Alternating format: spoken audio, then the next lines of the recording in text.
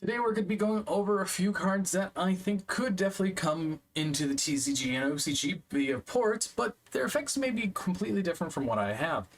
Today we're going to be going over the other cards that were in the olden days of Yu-Gi-Oh! From the video games, like Forbidden Memories, Dark Duel Stories, and all of that.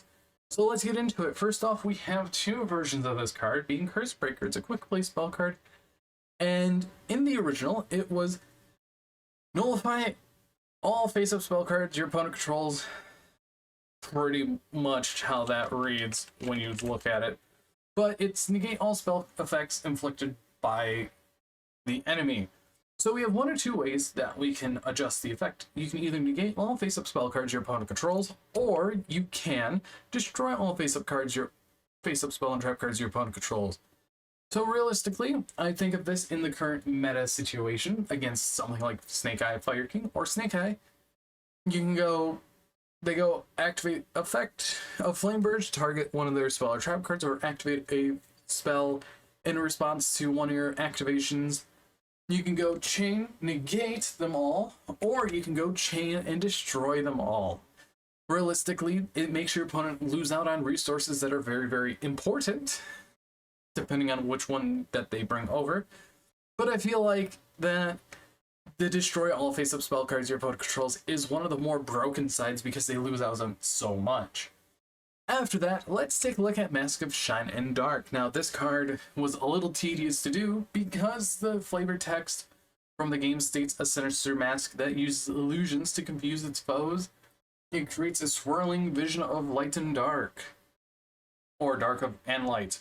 So I decided to make an illusion monster because it states that it uses illusions to confuse its foe, and it has a classic illusion effect of if this card battles a monster, neither can be destroyed by that battle.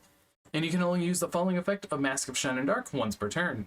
When your opponent's monster declares an attack, quick effect, you can banish one light or dark monster from your graveyard. Special summon this card from your hand, and if you do, apply the following effect based on the attribute of the monster banished. Light, change the attack to this card and proceed to damage calculation, or dark, banish one monster your opponent controls. So realistically, it's an interruption piece for the deck, being able to interrupt an attack by either changing it to this card or banishing a monster your opponent controls. So realistically, it is removal in a sense in the battle phase, so it could be very useful as a one-of in certain decks, but also could be very useful in other decks as well that loves to stop the battle phase. After that, we have Psycho Puppet, one of my favorite cards from these older games, and we made it a level 7 Dark Illusion to compare with the Mask of Shine and Dark being a level 6 Dark Illusion. And this was a little fun to do because this has a couple different flavor texts.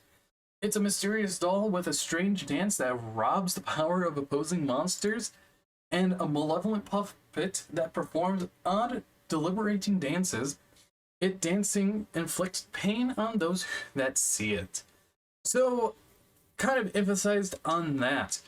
It has the classic illusion effect of if this card battles a monster, neither can be destroyed by that battle, and all other non-illusion monsters on the field lose 1,000 attack. So, this is meant to be more for a pure illusion deck, or if you have the big Chimera out, it doesn't affect it. You can discard this card, add one level 6 or lower illusion monster from your deck to your hand, and if you do, take damage equal to its level times 200. So you're searching level 6s and lower, so anything from Nightmare Apprentice and below could be searched. And honestly, this is going to be super useful because it's more copies of whatever you need in certain situations. And it allows Konami to print level 7 or higher illusion monsters that are more powerful that you can't search with this card. And the other effect is target one monster your opponent controls, special summon this card from your hand, and if you do, destroy that target. You can only use each of these effects of Psycho Puppet once per turn. So realistically, it is destroying stuff, inflicting damage to you as that is the pain, and losing attack stat of any other non-illusion monster. So pretty much it is doing what it says in the actual text.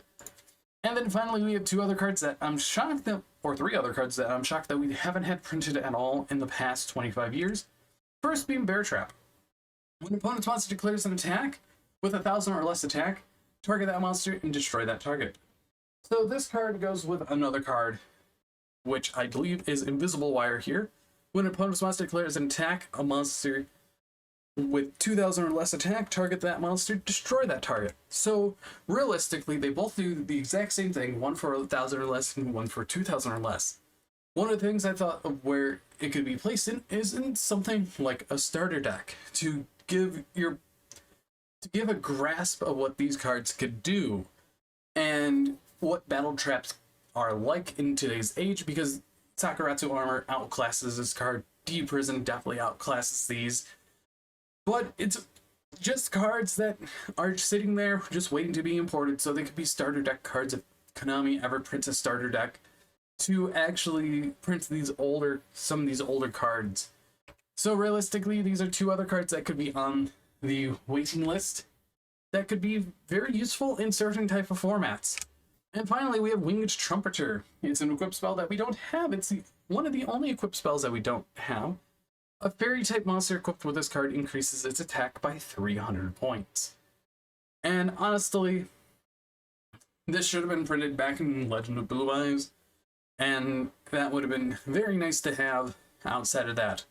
So, outside of the last two cards remaining being Puppet Ritual and Contract with the Mask, these are the rest of these cards, because I would probably have the Ritual spell for Mask of Shiny Dark, treat it where tribute a illusion, fiend, whatever, to summon out a mask monster from your deck, and Psycho Puppet is the exact same thing. Summon out a